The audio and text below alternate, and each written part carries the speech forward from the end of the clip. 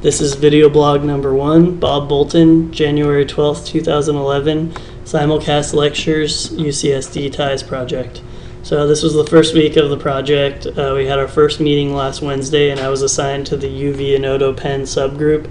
I'm going to be working with Ulrich and Joanne on that. So this week Ulrich gave me a few papers to get caught up on the project and to learn a little bit more about the Inodo pens. I read the DigiSketch paper about using the Inodo pens with LCDs and a reflective infrared overlay. I've also been making my way through Dr. Nadir Weibel's doctoral thesis about the Inodo pens and just learning how the Inodo pens work and some of the applications. So based on some of the problems that the authors of the DigiSketch paper had with the infrared reflective overlay, we're going to try to be printing the Inodo dot pattern onto a transparency with UV reflective ink that hopefully will have less problems with obscuring the LCD. We had a chance to meet with Nadir on Tuesday and talk to him a little bit about getting the firmware for the Inodo pens and possibly working with him a little bit more in the future. It sounds like it's going to be pretty difficult to get the firmware, but so at this point we're going to go ahead and try to make a proof of concept without the Inodo pens before we go forward with making a prototype of the Inodo pen that'll work with the ultraviolet reflective ink.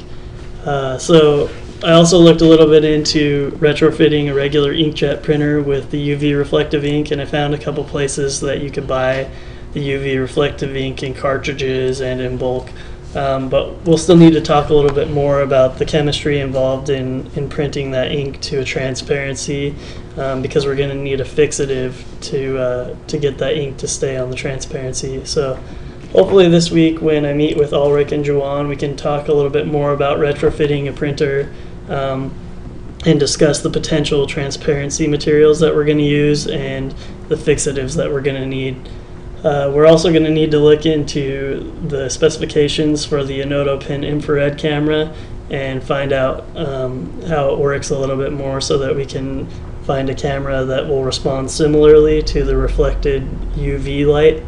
So hopefully we'll get to cover all this stuff in our next meeting today on Wednesday, and we'll get a timetable going forward to get some things put together for the quarter. So that's the end of my first blog.